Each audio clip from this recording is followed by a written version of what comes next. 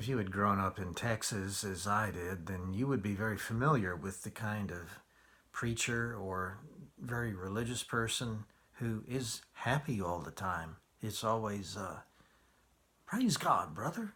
The sun's up, the birds are singing. Oh, what a beautiful day he's given us. Oh, we're so lucky to be here.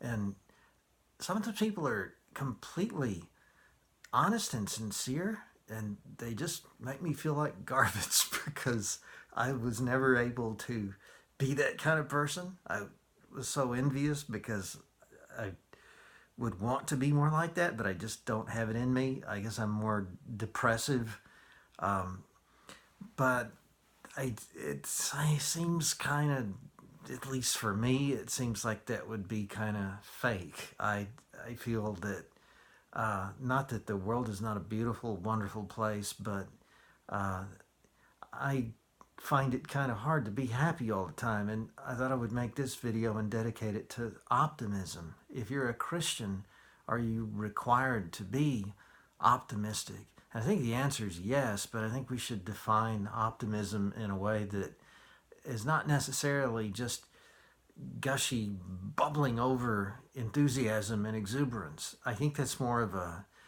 temperamental thing. Some people have that kind of personality and some of us don't.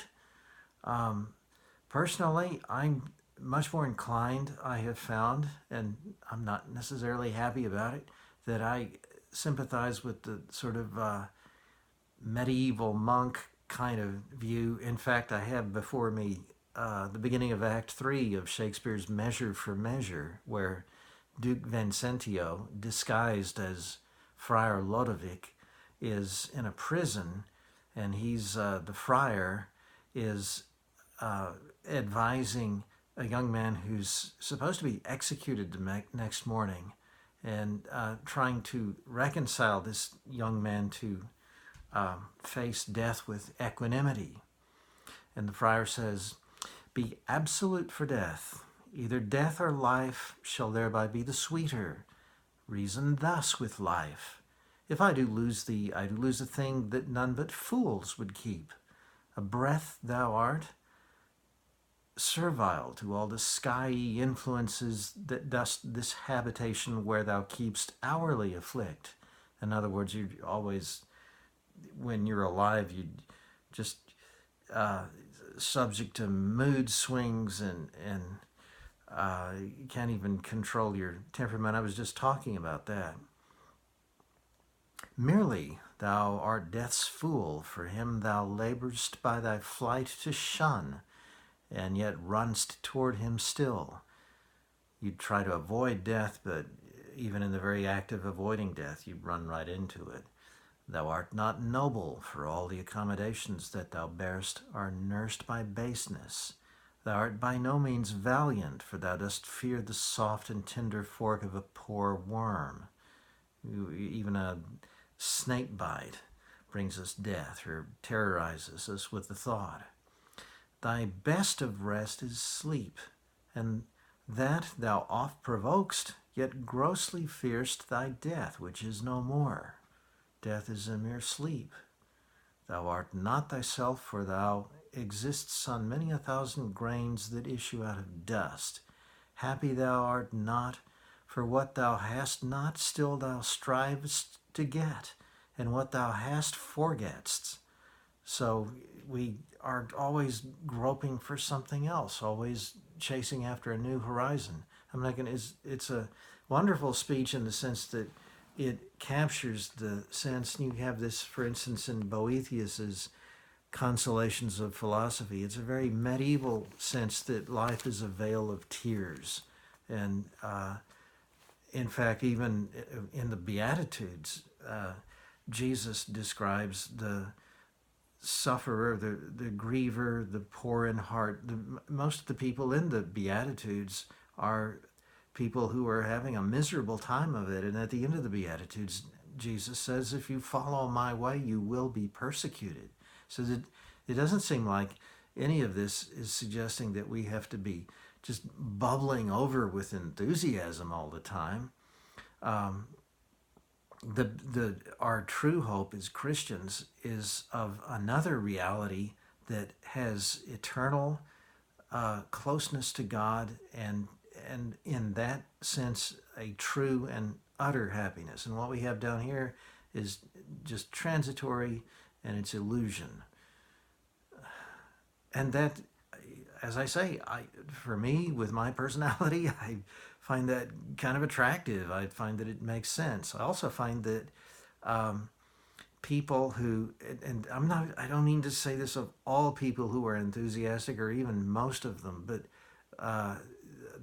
we know this. There are some people who believe that they're prosperous and happy in a material sense because God approves of the way that they live, or because they, maybe it's not by their works, but just by their faith, just by praying to God and singing hymns to him. They please him, and therefore he keeps them well, and keeps their relatives out of car wrecks, and their life is just smooth sailing, which implies that people who do have a death in the family, or have sickness, or something goes wrong, that they're not right with God. And that's not a very Christian-like belief. That's not something that I'm comfortable with. If that's what your happy Christianity is based on, your belief that you're not going to suffer materially because God is going to make sure that tomorrow is smooth sailing, then I think you have a pretty shallow sort of happiness. That's not the sort of optimism that we're called to.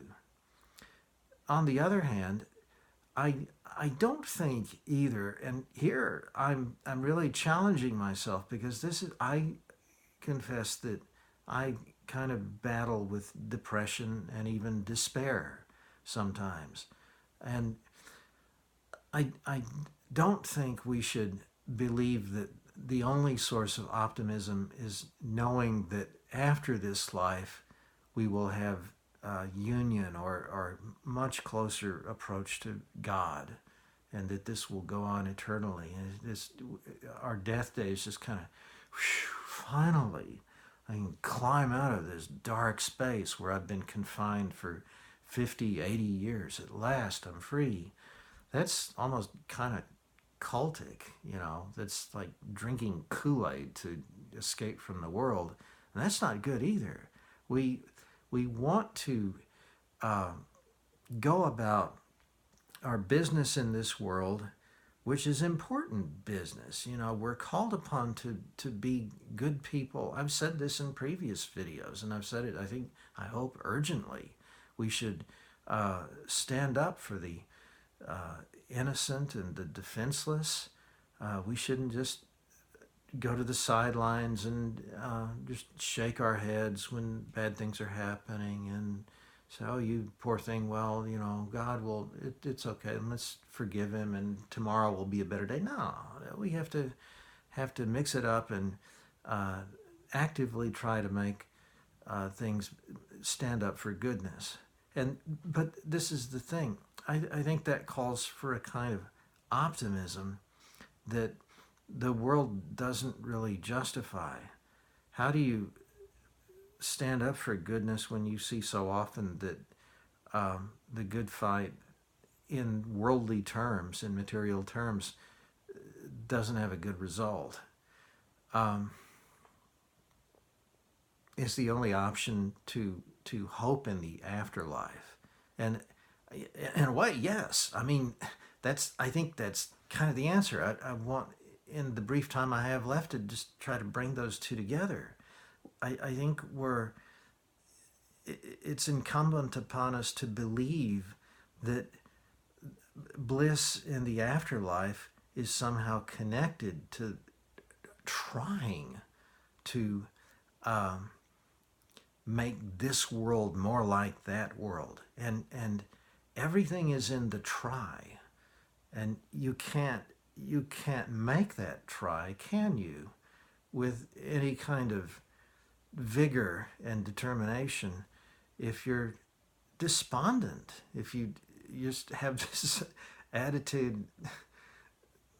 My son tells me I'm like, if you've seen The Hitchhiker's Guide to the Galaxy, and he's right, I'm kind of like Marvin, the paranoid android, the robot who was created with a depressive personality. I have a lot of that in me. The life, hate it.